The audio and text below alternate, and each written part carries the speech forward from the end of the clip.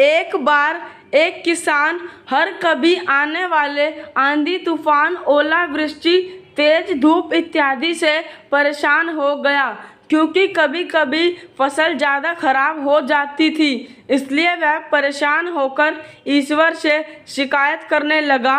किसान बोला, आप ईश्वर तो है, लेकिन फसल को कब क्या चाहिए इसकी जानकारी नहीं है। जिसकी ज़रूरत भी नहीं होती है वह भी देते रहते हैं। इसलिए मैं आपसे विनती करता हूँ कि आप मुझे एक मौका दीजिए, मेरे कहे अनुसार मौसम कीजिए, फिर हम सब किसान अन्न के भंडार भर देंगे।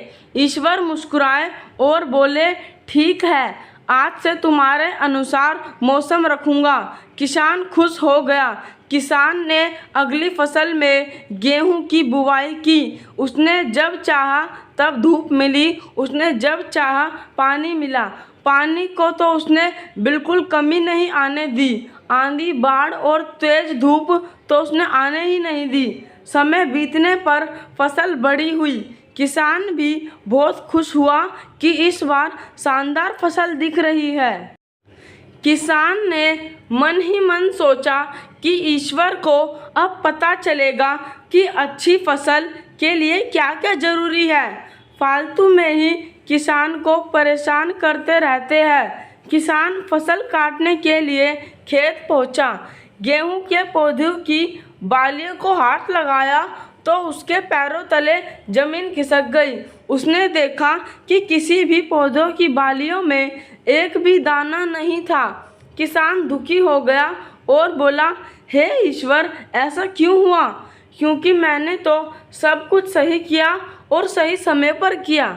इस पर ईश्वर बोले, हे प्रिय किसान, ऐसा तो होना ही था, क्योंकि तुमने इन पौधों को बिल्कुल भी संघर्ष करने नहीं दिया। इन्हें ना तो तेज धूप में तपने दिया और ना ही आंधी का सामना करने दिया। इन्हें किसी भी प्रकार की चुनौतियों का सामना नहीं करने दिया। इसलिए बाहर से भले ही अच्छे दिख रहे हो, लेकिन ये अंदर से बिल्कुल खोखले हैं। इनके अंदर कुछ भी दाने नहीं।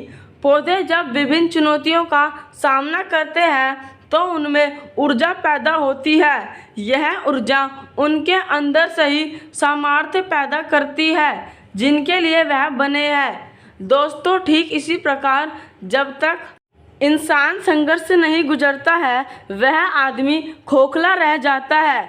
जीवन की चुनौतियां ही उसके लिए उन्नति के नए रास्ते खोल देती है और आदमी को मजबूत और प्रतिभाशाली बनाती है। इसलिए आपके भी जीवन में मुसीबतें या चुनौतियां आए तो घबराना मत। यह आपको बिखेरने के लिए नहीं, निखारने के लिए आई है।